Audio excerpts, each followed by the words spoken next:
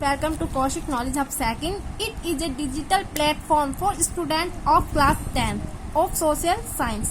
आज मैं आपको Rajasthan board 10th class history का फर्स्ट सबसे पहले हिस्ट्री होती क्या है। प्राचीन काल में घटित घटनाओं का अध्ययन करना ही हिस्ट्री कहलाता है।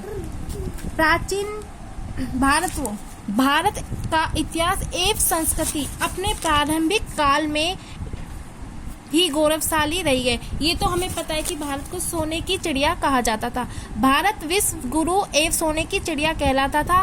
भारत का एक आदर्श था कि पूरे परिवार को, पूरे विश्व को एक परिवार के रूप में मानना तथा सभी के कल्याण व स्वास्थ्य की कामना करना ही सर्वे भवन्तु सुखिनः सर्वे सन्तु निरामया करना हमारा आदर्श है।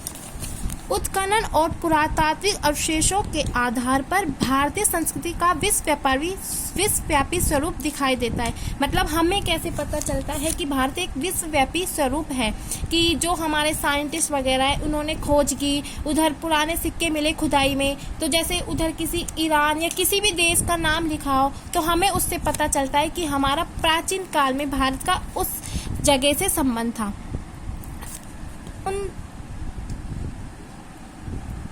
पार भारतीय प्रदेशों को द्वीपांतर कहा जाता था। अब किस किस देश के साथ हमारे संबंध थे, जैसे शक्तिशाली जलयानों में यात्रा करके भारतीयों ने ब्रह्मदेश, श्याम, Indonesia, Malaysia, Australia, Borneo, Philippines, Japan व कोरिया तक पहुंचे थे। इनके साथ हमारे भारत का संबंध था। यहाँ अपना राजनीतिक व सांस्कृतिक साम्राज्य स्थापित किया। मतलब भारत ने दूर दूर देशों में जाके अपना जो सांस्कृतिक साम्राज्य स्थापित किया, इसलिए भारत एक विशाल देश बना है। वहाँ अपना राजनीतिक व सांस्कृतिक साम्राज्य स्थापित किया। प्राचीन भारत में हमारे बंदरगाह एवं नाविक शक्ति अत्यधिक विकसित थी। मतलब पहले प्राचीन समय में हमारे जो जलयान द्वारा जल के द्वारा ही व्यापार किया जाता था, बहुत ज़्यादा विकसित था। और सिंधु नदी में जल का व्यापार होता था। 6000 वर्ष पूर्व चलने वाले जलयानों का उल्लेख विद्वानों ने किया है। मतलब विद्वानों की खोज में हमें सिंधु नदी के जिस प्रकार सिंधु नदी में जाकर हमारे जो साइंटिस्ट उन्होंने खुदाई करी तो वहाँ पे जल जहाज़ों का अवशेष मिला, तो वहाँ पे पता चलता है कि जलयानों द्वारा पहले कारोबार किया जाता था। भारतीय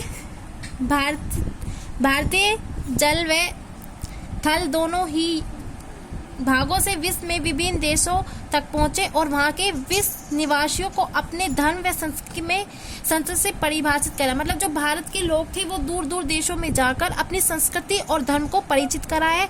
इन साहसी वीरों ने भारतीय दार्शनिक, ज्योतिष, स्थापत्य, युद्ध शास्त्र, नीति शास्त्र, संगीत व वैदिक ग्रंथों का विश्व में प्रचार किया। मतलब भारत ने जो हमारे युद्ध शास्त्र थे, ज्योतिष था, जैसे युद्ध शास्त्र में गोरिल्ला जो तकनीक थी वो बताई। इस प्रकार भारत की प्राचीन सभ्यताओं का हमें प्रारंभ से ही विकसित स्वरूप दिखाई देता है। हमारी जो सिंधु सरस्वती सभ्यता, वैदिक सभ्यता थी, उनका उल्लेख रामायण और महाभारत में मिलता है, जो कि आज के टाइम में हमारे आदर्श है। रामायण और महाभारत भारत के विभिन्न आदर्श एवं नीति ग्रंथों के रूप में प्रसिद्ध रहे हैं। हमारा महाजनपद काल गणतंत्र ए संवैधानिक व्यवस्था का आदर्श रहा है। इसमें अब महाजनपद आया। महाजनपद होता क्या है? महाजनपद होता है कि कृषि, उद्योग, व्यापार, वाणिज्य आदि के विकास ने प्राचीन जनजातीय व्यवस्था को जर्जर बना दिया तथा छोटे छोटे जनों का स्थान बड़े जनपदों ने ग्रहण कर लिया।